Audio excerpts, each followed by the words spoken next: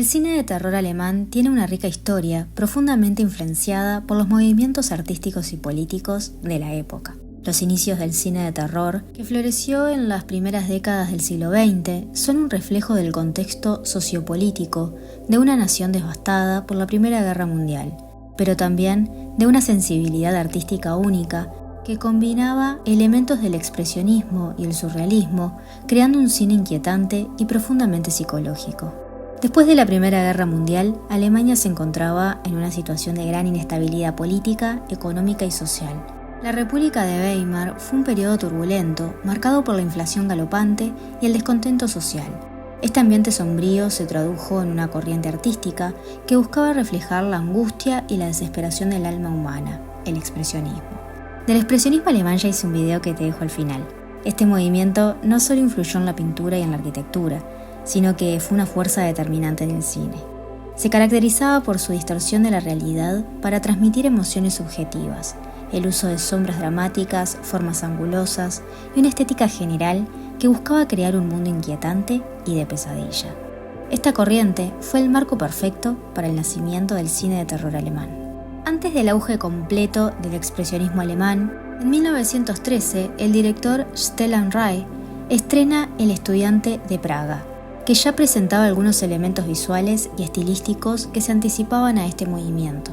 La historia es una adaptación libre del famoso mito de Fausto, una leyenda alemana llevada al reconocimiento internacional gracias al célebre escritor Goethe. La leyenda cuenta la historia de un hombre que vende su alma al diablo a cambio de conocimiento, poder y riqueza. Sin embargo, el estudiante de Praga introduce el tema del doppelganger, un concepto psicológico y literario alemán que se refiere al doble o sombra de una persona, a menudo considerado como un reflejo de sus miedos, deseos reprimidos o lados oscuros, el famoso gemelo malvado. En El estudiante de Praga, el protagonista, Baldwin, es un joven estudiante universitario que es conocido por ser un espadachín talentoso y un joven atractivo, pero sin embargo vive en la pobreza. En su desesperación por obtener riqueza y ganar el amor de una aristócrata llamada Lida, Baldwin hace un pacto con un misterioso personaje llamado Scapinelli, una figura que representa al diablo o un ente maligno. A cambio de la promesa de riqueza, Baldwin acepta entregar su reflejo en un espejo, un símbolo de su identidad y alma. Una vez que Scapinelli toma el reflejo de Baldwin, este último comienza a disfrutar de los lujos y comodidades de la vida aristocrática, pero pronto se da cuenta de que ha perdido el control sobre su vida. Su doble, el reflejo robado, comienza a actuar por su cuenta, lo que conduce a una serie de eventos trágicos que desembocan en la ruina personal y moral de Baldwin. El tema del doppelganger es central en la película y es una metáfora de la lucha interna de Baldwin. El reflejo que Scapinelli le quita no es solo una representación física, sino una parte esencial de su identidad. La película juega con el uso de sombras y luces, elementos que más tarde se intensificarían en películas como El gabinete del Dr. Caligari o Nosferatu.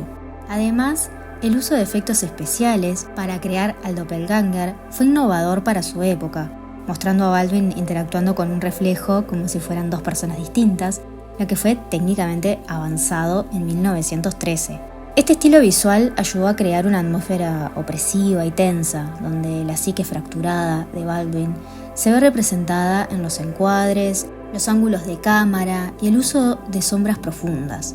Aunque los decorados no son tan exagerados como los que se verían más tarde en el cine expresionista, hay una fuerte atención a los espacios sombríos y a la utilización del entorno para amplificar el aislamiento y la desesperación del protagonista. El estudiante de Praga es una de las primeras películas de cine mudo en profundizar en temas de terror psicológico, y aunque fue realizada varios años antes de la explosión del expresionismo, es considerada una precursora de este estilo. Su enfoque en la dualidad y la desintegración de identidad tuvo un profundo impacto en películas posteriores también, tanto dentro de Alemania como en el resto del mundo. El concepto de doppelganger o doble maligno se volvería una imagen recurrente en el cine de terror. Lo podemos ver en películas como El hombre que ríe de 1928, El inquilino de Alfred Hitchcock en 1927 o más modernos en Black Swan de 2010. En todas, de una forma u otra, los personajes se enfrentan a versiones distorsionadas de sí mismos. Además, la película cimentó la carrera de Paul Wegener como una figura central del cine de terror alemán, Wegner, que luego interpretaría al monstruo en El Golem, se convirtió en uno de los primeros y grandes actores y cineastas del género.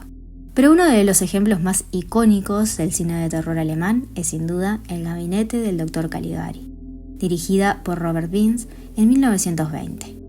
Esta película es considerada por muchos como la primera película de terror propiamente dicha y es sin duda una de las obras más influyentes en la historia del cine de horror. La historia sigue a Francis, un joven que narra sus recuerdos sobre una serie de asesinatos cometidos en su pueblo por un sonámbulo llamado Cesare, bajo el control del enigmático Dr. Caligari.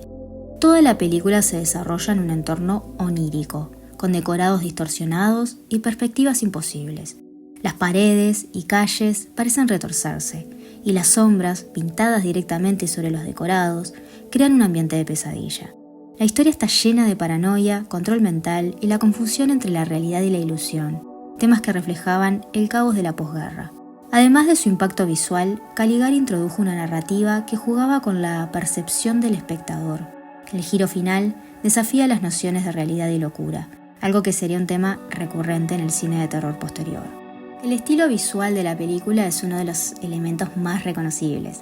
El gabinete del Dr. Caligari es un ejemplo icónico del expresionismo alemán, con sus decorados angulosos, líneas distorsionadas, sombras intensas y escenarios pintados a mano que rompen con cualquier intento de realismo. Estas elecciones estilísticas no eran meramente estéticas, sino que reflejaban el estado mental de los personajes. Las formas retorcidas y sombras grotescas daban la sensación de estar atrapados en una pesadilla. El expresionismo, tal como se ve en Caligari, no solo servía para crear un ambiente visual perturbador, sino que también reflejaba la alienación y el caos en la sociedad alemana posterior a la Primera Guerra Mundial.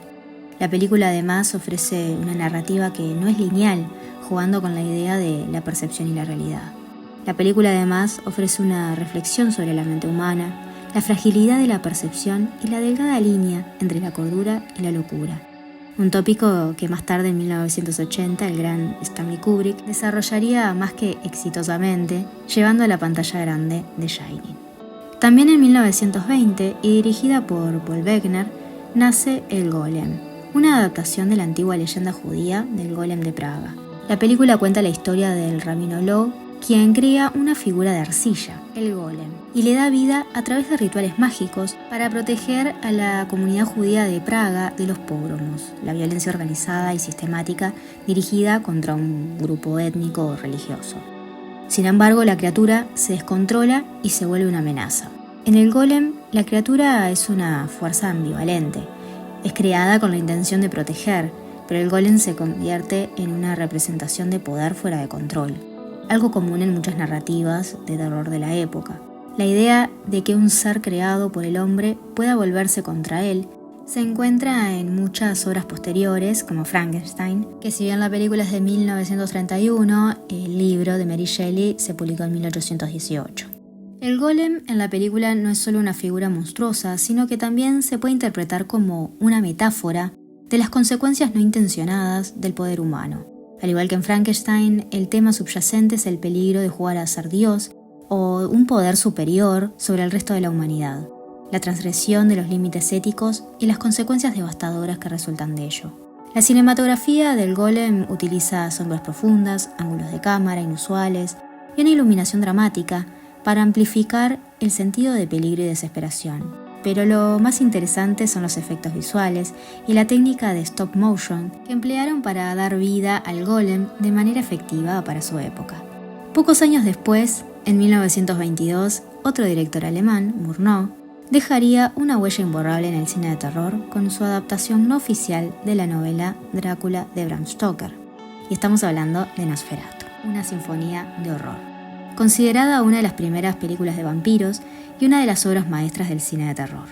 Aunque se basa directamente en la novela Drácula, la producción de la película no pudo obtener los derechos del libro, por lo que se realizaron cambios en los nombres y algunos elementos de la trama. Sin embargo, el núcleo de la historia permaneció y Nosferatu se convirtió en un clásico del horror por mérito propio. Nosferatu se diferencia de las adaptaciones posteriores del mito vampírico, no solo por su estilo visual, sino también por su enfoque más primitivo y aterrador de la figura del vampiro. El conde Orlok, interpretado por Max Schreck, no es el aristocrático y seductor vampiro que se vería en versiones posteriores. Es una criatura monstruosa con largos dedos, orejas puntiagudas y una apariencia más cercana a la muerte que a la vida. La película, que juega con el claroscuro y el contraste entre luz y sombra, crea una atmósfera de terror y desolación. En Nosferatu el vampiro no solo representa una amenaza individual, sino que parece simbolizar una plaga que se extiende por Europa. Aunque muchos la vinculan con la peste bubónica, recordemos que Europa estaba todavía viviendo las secuelas de la Primera Guerra y además la pandemia de gripe española de 1918 que había devastado el continente. Una de las características más destacadas de Nosferatu es su uso innovador de la luz y la sombra.